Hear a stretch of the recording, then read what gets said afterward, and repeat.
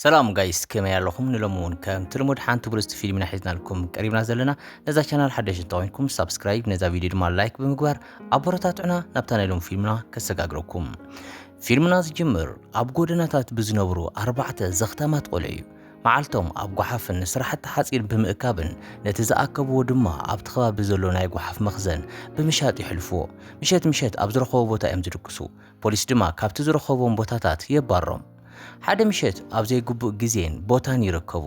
ቆልዑ ዝጨው ጉጅለ ስርሒት የካይዱ ነበሩ እቶም 4 ቆልዑ ድማ መሳኽር ናይቲ ፍጻመ ይኾኑ መራሕቲ ጉጅለ ብኡንብኡ ንሰባቱ እዞም ቆልዑ ንማንም ከይተዛረቡን ከለው ኩሞት ኣለዎም ይብሎም እቶም ቆልዑ እዚ ሰሚዖም ዝኾነ ሰብ ዝግምቱ ቅድም ምውሳዱ ይሃድሙ ንጽባሒቱ ንግሆ እቲ ኩነታት ብሓቂ ተስፋ ዘቁርጽ ይመስል በቶም ጉጅለ ክቆተሉ ምዃኖም ስለ ዝፈለጡ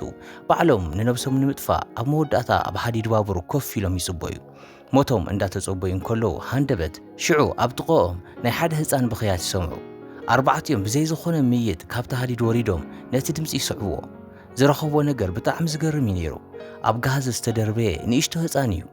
ጻጸታት ኣብ ልዕሊ ኣካላቱ ይንቀሳቐሱ ነበሩ ኣብ ከባቢኡ ሰብ ኣይነበረን ጠቕሊሎም ብቐጥታ ናብ ሆስፒታል ይወስድዎ እቲ ሓኪም ነቲ ህፃን ይሕክሞ እሞ ብዛዕባ ዱ ይሓቶም እቶም ቆልዑ ድማ ነቲ ሓቂ ይነግርዎ እንዳሰርሑ እንከለው ኣብ ጎደና ከም ዝረኸብዎ ይነግርዎ كعبيون صبو سب كخون كم زقبروون يردوو اتا حاكم دما بالتاريخ لبوتا تنكيفو زنبرو لون اشتبوتا هيبوم نتم جويتو جيلة نا بوليس كقالعو دما يتبابعهم نساتم دما كوم يقبرو شعو دما مرحتو جيلة يأسر دحريو تم 4 قلعو نتهزان رامايلو ميسيمو كمتي أب عالم زعابي نقر غيرم دما يكناخنوو مغنياتو نعااتاتهم برقي نيرو حمشت عامتات يحلف راما نبيت تمرتي دالو እቶም ሕዋት ድማ ናብዚ ደረጃ ከም ዝበጽሕ ገይሮም እዮም መራሕቲ ጉጅለ መቕጻዕቲ ወዲኡ ካብ ቤት ማእሰርቲ ይወጽእ ብኡንብኡ ድማ ነቶም ናብ ቤት ማእሰርቲ ዘእተውዎ 4 መሰኻኽር ክደሊ ይጅምር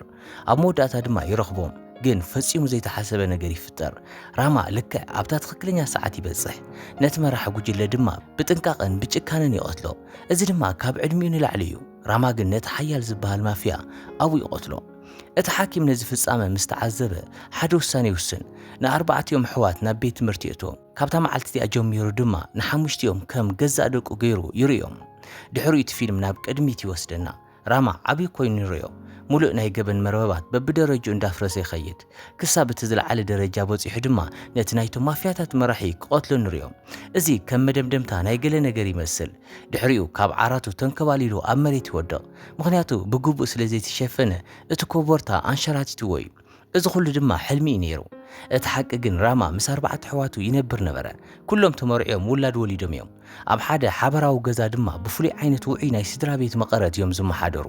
ራማ ንጎንጎ ሕምልቲ ይኸትፍ ነበረ ንሱ ድማ በዚ ህይወት እዚ ሕጉስ እዩ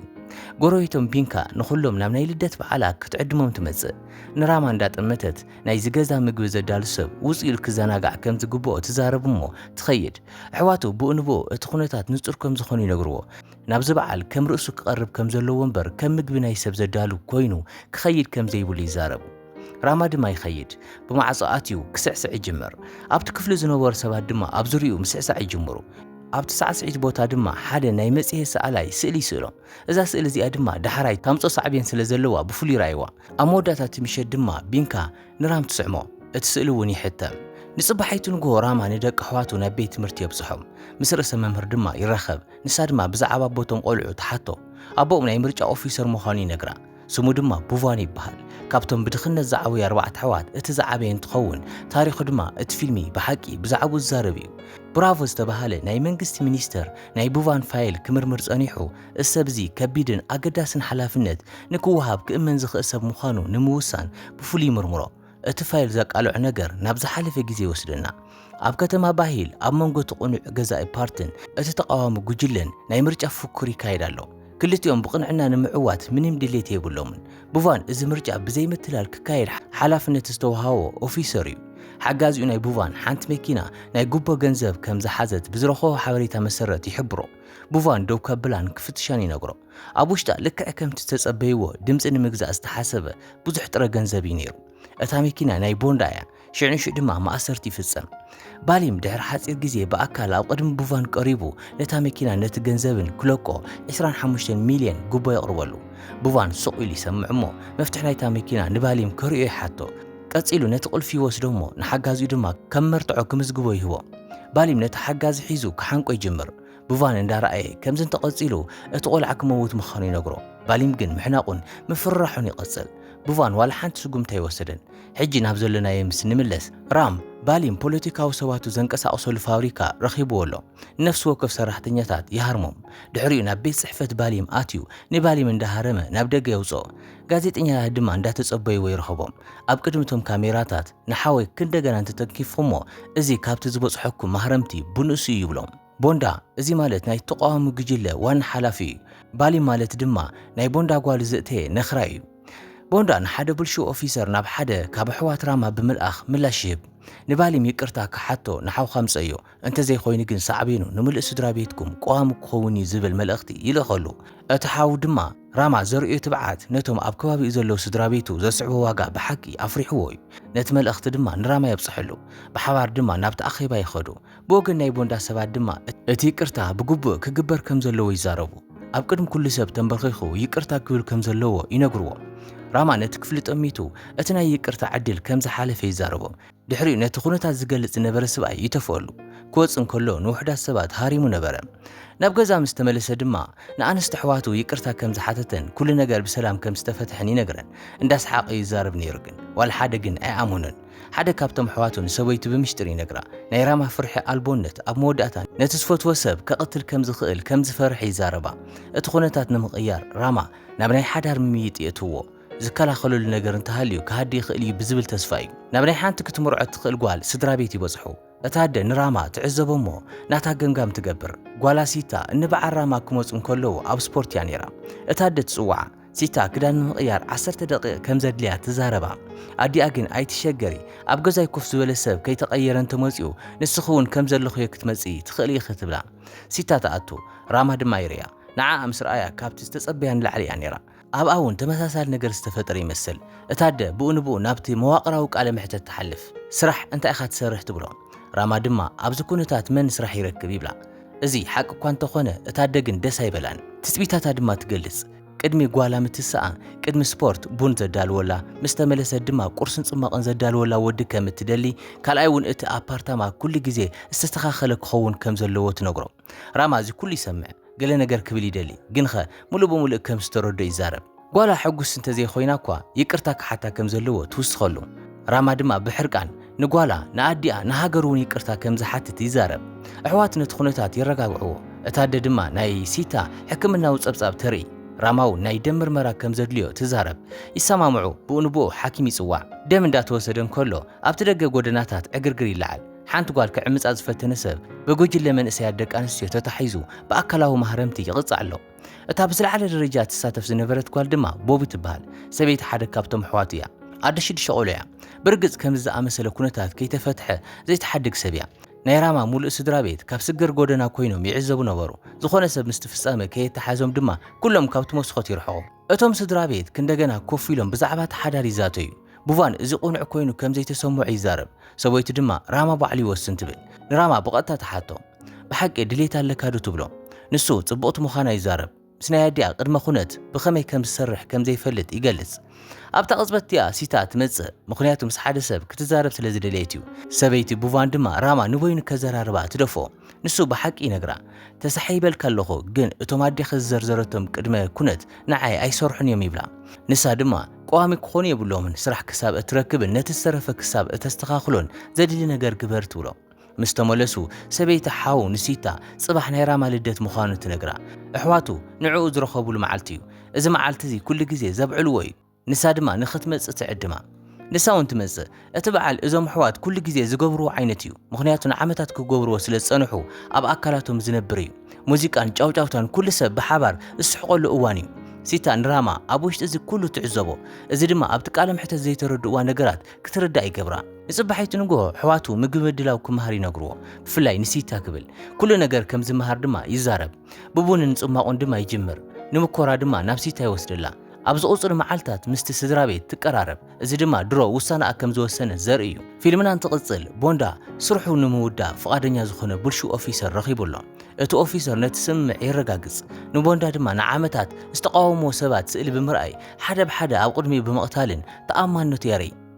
ድሕሪኡ ነቲ ቦታ የቃጽሎ ሓጋዚኡ ድማ ነቲ ዝተቐናበረ ስእሊ ክስእል ይገብር እቲ ሰብኣይ ኣብ ከቢድ ባእሲ ኣትዩ ከም ዝሞተ ከም ዝመስል ብምግባር እቲ ጸብጻብ ኣብ ውግእ ከም ዝሞተ ከም ዝጸሓፍ ይገብር ቡቫን ንሰበይቱ ንስራሕ ናብ ሰሜን ክኸይድ ከም ዝኾነን ቀልጢፉ ከም ዝምለስን ይነግራ ንሓው ድማ ንበይኑ ወሲዱ ዝኾነ ችግር ንኸይፈጥር ብፍሉይ ይሓቶ ተሰናቢትዎ ድማ ይኸይድ ሚኒስተር ብራቮ ነታ ስድራ ቤት ምክታሉ ብምቕጻል መንበር ገዝኦም ከም ዝቐየሩ ይፈልጥ ናይ ቦንዳ ፍርሒ ካብቲ ነባር ገዝኦም ኣውፂዎም እዩ ንሰባቱ ድማ ንኽደልይዎም ይእዝዝ ናይ ቦቢ ስድራ ቤት ነቲ ሓድሽ ገዛ ክበጽሑ ይመጹ ቦቢ ንጓላ ዘሸግራ ሰብ ንምቕጻዕ ውፅእ ክትብል ምዃናን ቀልጢፋ ድማ ክትምለስ ምዃናን ትገልጽ እቲ ስድራ ቤት ግን ኣብ ናይ ባዕሉ ስራሕ ተወጢሩ ስለ ዝነበረ ናታ ዘረባ ኣቓልቦ ይሃወን ሲታ ናብ ደገ ምስ ወፀት ራማ ኣብ ብራንዳ ትረኽቦ ቢንካ ንጉዕዞ ክትብገስ እንከላ ቢንካ ምስኣ ክኸይድ ትሓቶ ንሱ ግን ኣይፋልን ይብላ ንሳ ድማ ከም ዝናፍቓ ትነግሮ ሲታ ቢንካ ክሳብ ትኸይድ ተጸቢያ እታ ሰበይቲ ንበይና መጓዓዝ ክንደየናይ ዝሕዝን ምዃኑ ትገልጽ ራማ ድማ ቢንካ ጎረቤቶም ጥራሕ ምዃናን ኣብ መንጎኦም ዝኾነ ነገር ከም ዘየለን ይዛረባ ሲታ ድማ ካብ ሓደ ቦታ ናይ ልደት መጽሔት ኣውፂኣ ነቲ ስእሊ ትኸፍቶ ኣብቲ ስእሊ ዘሎ ዘመዳ ምዃኑን ንሱ ከም ዘይኾነን ይዛረብ እዚ ፍሉይ ሃዋህው ክጠፍእ ከም ዘለዎ ይዛረባ ንሳ ድማ ንዕኡ ክትኣምንን ንዓይና ክትነጽግን ከም ዘለዋ ትዛረብ ንሱ ድማ ልክ ዓለኽ ይብላ እቲ ምይጥ ከምዚ ኢሉ ኸሪር ንከይቐጽል ድማ ንደገ ይውፃእ ኣብ ካልእ ክፋለታ ከተማ ራሾ ዝተባሃለ ሰብኣይ ካብ ነዊሕ ግዜ ነብሱ ስሒቱሉ ዝነበረ ይበራበር ገጹ ኣብ መስትያት ይርኢ ኣብ ገጹ ምልክት ኣለዎ እቲ ቅድሚ ሕጂ ናይ ራማ ሕልሚ ዝመስል ዝነበረ ሓቂ ነይሩ ራሾ ተሃሪሙ ሰባት ራሾ እውን ተሃሪሞም እዮም ናይ ራማ ስራሕ እዩ ነይሩ ንሓጋዚኡ ነዚ ሰብ ደልዩ ንኸምፀሉ ድማ ይነግሮ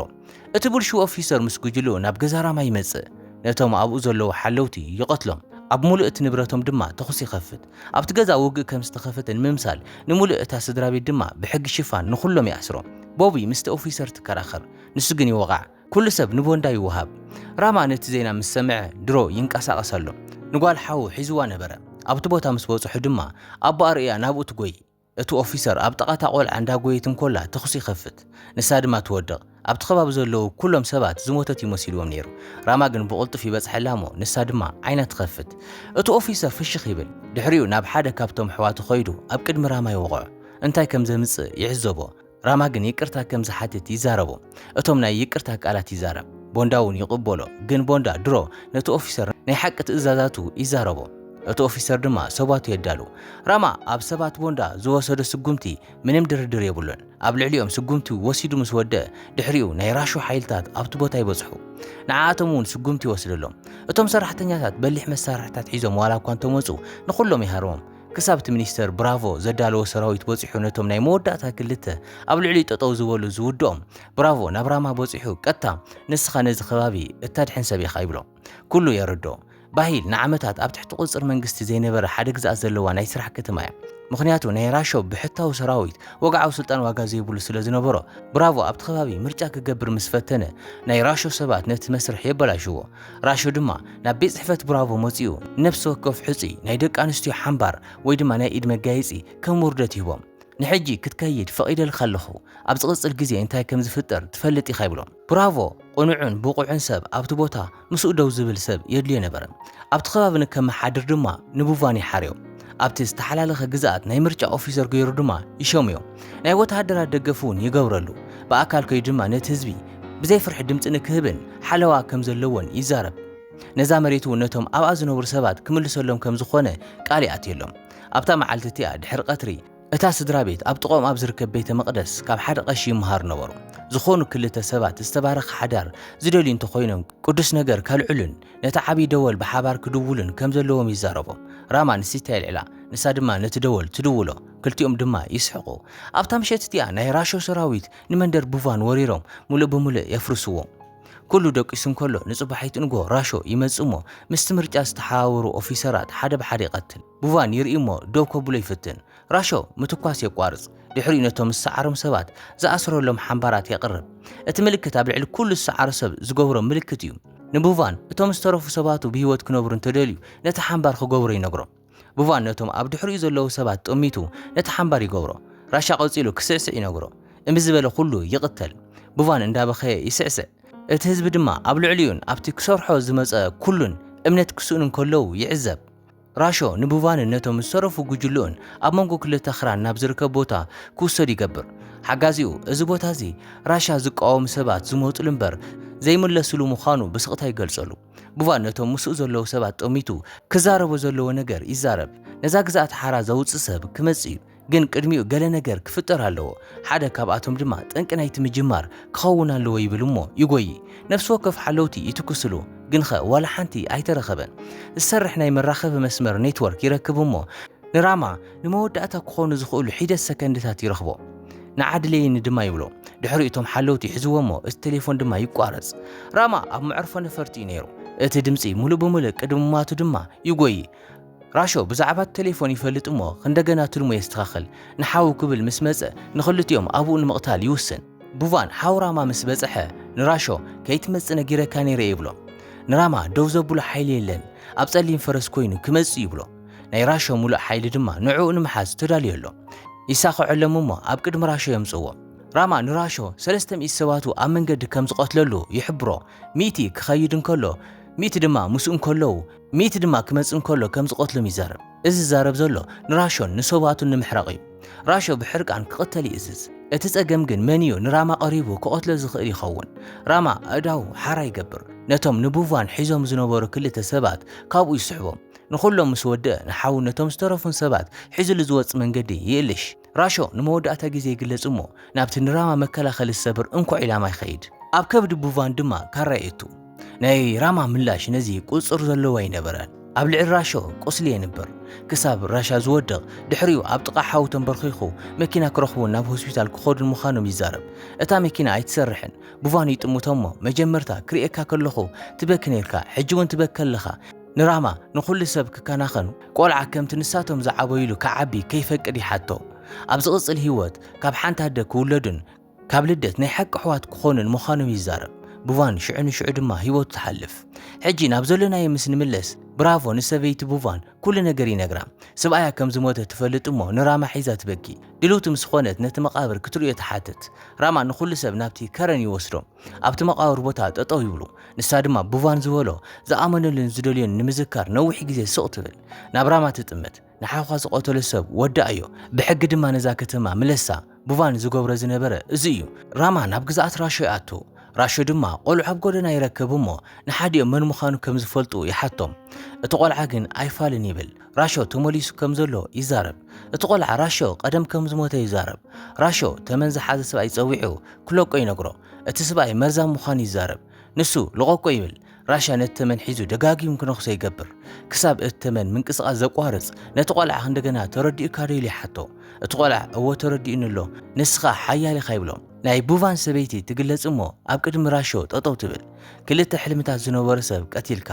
እቲ ቀዳማይ ናይ ስድራ ቤቱ ሓላፍነት ዘለዎ ሰብ እንትኸውን እቲ ካልኣይ ድማ ሕብረተሰብ ብሰላም ክነብር ዝገብር ሕልሚ ነይርዎ ትብል። ነቲ ቀዳማይ ሕልሚ ኣጥፊኡኻ ኢኻ፣ ነቲ ካልኣይ ሕልሚ ግን ብስሙ ንምህናፅ ኣብዚ ኣለና። ኣብ መንጎና ነዚ መሳርሒ ዝኸውን ሓደ ሰብ ኣሎ። ራሾ ድማ ኣነ ኣብዚ ኣለኹ፣ እንታይ ንምግባር ከም ዝሓሰብኩም ኣርዩኒ ይብሎም። ራም ፈረሱ እንዳጋለበ ነቶም ኣብ መንገዱ ጠጠው ንዝበሉ ናይ ራሾ ሰባት እንዳቐተለ ናብኡ ይቐርብ። ኣብ መወዳእታ ራም ናብ ራሾ ቀሪቡ ነቲ ንቡቫን ዘእተየሉ ናይ ውርደት ዝኾነ ሓምባር ተጠቒሙ ድማ ንራሾ ብጣዕሚ ብምህራም ናብ መሬት ክወድቕ ይገብሮ። ግን ድማ ኣብ መሬት ዝተጸበዮ ሓደ ትኹል ሰይፊ ነይሩ። ናብቲ ሰይፊ ብምኻድ ድማ ክሳዱ ይቑረጽ። በዚ ድማ እቲ ሓያል ዝብል ዝነበረ ራሾ ኣብ መወዳእታ ይመውት። ፊልምና ድማ በዚ ውዳ እምባርከስ ክቡራት ተኸታተልትና ናይ ሎም ፊልምና ከም ዝፈተኹማ ተስፋ ንገብር። እንተፈቲኹማ ኣብ ኮመንት ጽቡቕ እንዳበልኩምን ላይክ ብምግባርን ፍቕርኩም ግለጹልና እሞ ክሳብ ብኻልእ ፊልም ረኸብ ድማ ሰናይ ቅና።